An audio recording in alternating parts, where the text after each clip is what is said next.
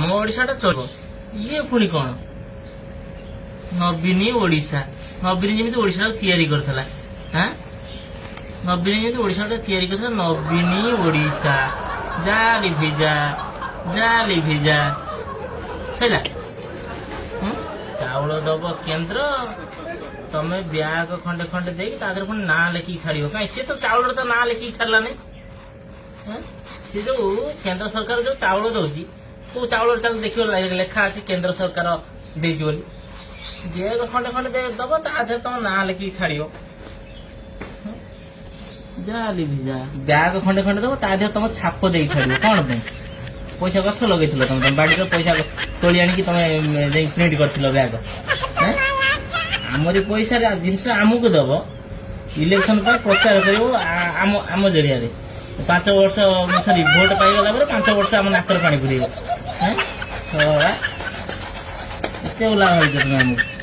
ବଜାରର ରଙ୍ଗ ମିଳୁଛି, ତମେ ପ୍ରେସରେ ପ୍ରିଣ୍ଟ କର କଣ? ବଜାରର ରଙ୍ଗ ମିଳୁଛି, ଦାନ୍ତ ଘଷା ବ୍ରସ ଘରେ ଅଛି।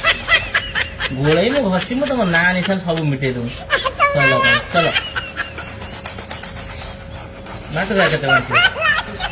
এইভଳିଆ ରଙ୍ଗ ଲିଭେଇକି ଲିଭେଇଲା ଭଳିଆ ଆସ୍ତେ ଆସ୍ତେ ଆସ୍ତେ ଆସ୍ତେ ନବୀନ ନାଁଟା ବି କୁଆଡେ ଦୁନିଆରୁ ଲିଭିଯିବ। ସହଜ ତ ବୟସ ହେଲାଣି, ତା ନାଁଟା ବି ଲୋକଙ୍କ ମୁହଁରେ ଆଉ ରହିବନି। ଯୋଉ କାମ ଗୁଡା କରୁଛି ସବୁ ଲିଭେଇଦେବି। ମୁଁ ଆଜି ବ୍ୟାଗ ଲିଭେଇନି, ଦିନେ ଲୋକ ତାଙ୍କ ମନରୁ ଲିଭେଇଦେବେ। ଓଡିଶାର ମୌଡମଣି ଥିଲା ଜଣେ ବିଜୁ ପଟ୍ଟନାୟକ। ଲୋକଙ୍କ ସୁଖ ଦୁଃଖ ବୁଝୁଥିଲା, ଲୋକଙ୍କ ପାଖରେ ବସୁଥିଲା, ଲୋକଙ୍କ ପାଖକୁ ଯାଉଥିଲା। ରାସ୍ତାକୁ ବାହାରିଲା ବେଳକୁ ଶଳା ଜନସାଧାରଣଙ୍କୁ ହଇରାଣ କରୁନି।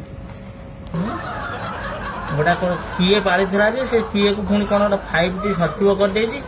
ସିଏ ଶଳା କୋଉଠୁ ଆଇଛି, ତାର ଘର ନାହିଁ, 5T ସଚିବ କରିଲା। 5T ସଚିବ ସାଥ ଘର କୁଆଡେ, ଦୁଆର କୁଆଡେ, ସିଏ ଆସି ଶଳା ଆମ ଗରିବ ଉପରେ ଶଳା ଅତ୍ୟାଚାର କରୁଛି ଏଠି ଓଡିଶାର। ସବୁ ଲିଭିବ,